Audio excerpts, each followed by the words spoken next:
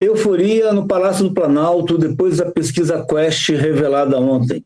Os números fazem Lula sonhar com uma vitória no primeiro turno que nunca aconteceu na sua carreira política.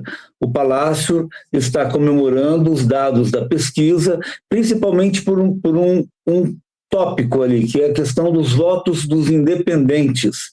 Lula abriu 6 pontos em relação a Flávio Bolsonaro no segundo turno, ele seria o que chamamos de líder isolado, fora da margem de erro.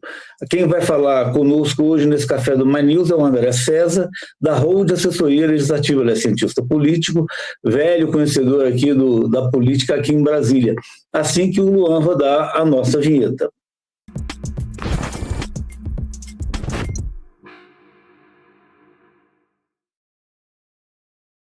André César, meu caro, meu amigo, muito obrigado pela presença nesse café com a gente. Hoje a gente não vai contar novamente com a Mara, e o André está aqui, enfim, nosso ilustre convidado para esse dia. André, o que você está achando? Bom dia, obrigado pela sua presença aqui. Bom dia, Evandro, bom dia a todos e todas, grato pelo convite. André, vamos direto e reto. O Palácio do Planalto está sonhando alto, dá para imaginar isso? O Lula, que a gente sabe que tem teto, que na verdade os dados de ontem não mostraram um crescimento do Lula, mostraram uma queda do Flávio, que permitiu o Lula abrir esses números, porque os números foi 45, o que o desempenho do Lula ontem se deve principalmente a essa redução, e parte dos que deixaram de votar no Flávio estão indo para o grupo de indecisos. Vou direto te faço a pergunta: você acha que há alguma chance de uma vitória do Lula no primeiro turno? Olha, existe, sempre existe. Agora, no contexto brasileiro, na história pós-redemocratização, só nos 2 governos Fernando Henrique, 94 e 98, que o candidato, no caso o incumbente, né, o Fernando Henrique em 94 candidato, em 98 incumbente, que levou no primeiro turno, e dado o grau de fragmentação da nossa cena política, e é crescente essa fragmentação, essa possibilidade de vitória já concluiu a disputa de cara no primeiro turno, é bastante difícil, né? Bastante pouco provável. E tem um elemento importante: apesar dos números terem sido relativamente favoráveis ao Planalto, e você tem um elemento importante aí, que nos cortes que a Quest faz, o voto dos independentes, aquele que ainda não é ligado nem no lulismo, nem no bolsonarismo, aumentou a aceitação, o índice de intenção de votos no Lula, nesse grupo. É um grupo importante que pode ser decisivo lá na frente. Agora, a política está cada vez mais dinâmica, né? Você vê, cada semana você toma um susto, tem uma novidade, a questão do Master, os áudios do Vorcaro com o Flávio, a questão do filme, o Dark Horse é outra coisa, o Dark Horse. Então, você tem, assim, ainda é muito cedo, e nós estamos na pré-campanha ainda, nem tivemos convenção, Copa do Mundo começando hoje, então isso tudo torna, digamos, bastante, assim, um imponderável. Você comemorar já, assim, para valer, é um pouco também, me preocupa subir no salto, né? Subir no salto, calma aí, alto lá, vamos até aqui, daqui a gente vai pensar para onde ir. Eu conversei com algumas pessoas ontem, que eu estive no Palácio do Planalto ontem, André. É claro que estão comedidos, estão animados. E outro dado, eles esperavam já se esperava todo mundo, também a campanha do Flávio já imaginava a questão do PIX, né? A pesquisa apontou aquilo que se imaginava, da responsabilização do Bolsonaro, do Flávio, da família dele, dessas ameaças de tarifaço do Trump aí. Isso já era mais ou menos previsto. Mais um dado que também animou o Palácio com o que pode vir é que, pela primeira vez, os programas do governo aparecem como dando uma ajuda efetiva, alavancando a popularidade do Lula. O Lula, nessa pesquisa, diminuiu a rejeição a ele, continua o governo mais impopular do que popular, mas agora por apenas um percentual, e a chamada fim da taxa das luzinhas, o desenrola, e a própria questão da isenção do imposto de renda já começam a surtir algum efeito, né? Ainda menor, mas começa, já foi registrado. Eu lembro de alguns dados, 57%, achando que sim, que varia entre 50% a 65%, aqueles que entendem que melhorou a sua renda, tanto com questão do imposto de renda e principalmente com o desenrola. O desenrola chega a 71%. A percepção da melhora, 71. 71. Bem boa a sua correção. Aí eu queria um comentário seu sobre isso.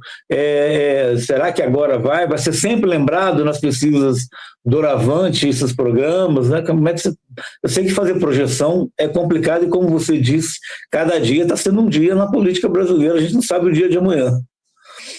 De fato, é importante, porque demora. Esses movimentos do governo, movimentos legítimos, diga-se, inclusive, né? Todo governo de plantão, em ano eleitoral, se move nesse sentido. Isso é natural desde sempre. Desde o Fernando Henrique, a gente vê e tudo mais. Então, não tem novidade alguma nisso. E demora para decantar esse processo, né? Então, essa, de fato, esse foi o primeiro levantamento que capta já esse sentimento popular na sociedade, na opinião pública, de que tem coisas positivas que, olha, eu como cidadão, com meus boletos aqui, eu estou realmente respirando mais. Agora, me assusta, me preocupa, na verdade, a questão do desenrola, particularmente, que é um tema que me interessa muito. Eu acho uma questão assim, fascinante o índice dos superendividados, né, uma coisa maluca, né, dentro da população, né, um número, um percentual assustador.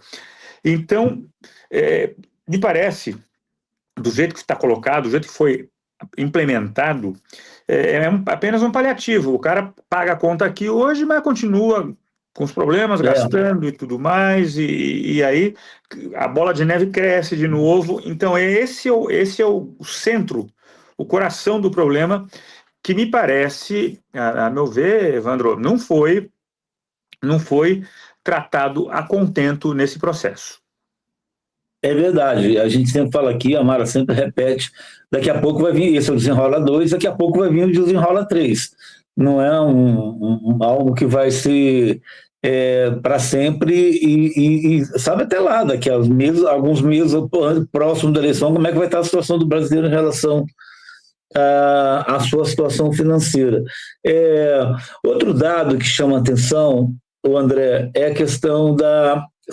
Se está sendo consolidado, e talvez a única notícia boa para o Flávio, se é que enfim, é que ele se consolida como candidato da direita a tentar vencer o Lula. Ronaldo Caiado, Romeu Zema e o próprio Renan Santos... Não ganham tração. Não estão ganhando tração. Não estão ganhando. Ninguém está conseguindo chegar nem a 5%, a 4% não estão chegando. Agora, e outra coisa é isso, não pode subestimar, claro, nunca jamais o eleitor, desgastou o Flávio, vai para outro da direita, não vai, desgastou o Lula, vai para algum deles, não vai, assim, né, como se fosse, denúncia contra o Lula, vou sair do Lula e vou para o Flávio, denúncia contra o Flávio, vou sair do Flávio e vou para o... Não, né, eles não estão subindo, né, queria que você falasse um pouco sobre isso também. É interessante, tem um dado importante também, que pouca gente notou, é que na pesquisa espontânea, o Flávio passou de 14 para 17. Ele realmente está acima da linha da margem de erro.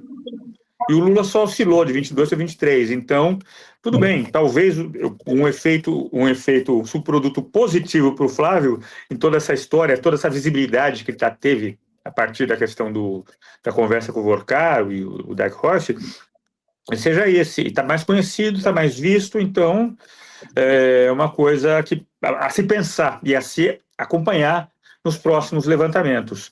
Agora, de fato, o eleitor, é o que a gente fala da tal da polarização, calcificação, né? Você tem dois polos aqui que não tem como você sair daqui para lá, de lá para cá, não vai haver isso.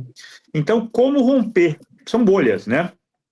Sim. cada um romper a sua bolha, transcender a sua bolha e chegar do outro lado. Essa é uma questão, digamos, bastante importante, e vamos ver o que vai ser. Mas como nós estamos ainda na pré-campanha, para o eleitor médio, bom, ele tem as preocupações diárias, como eu falei aqui, os boletos, né, do dia a dia, a vida, né, o trabalho, né, a família, aquelas coisas que a gente sabe.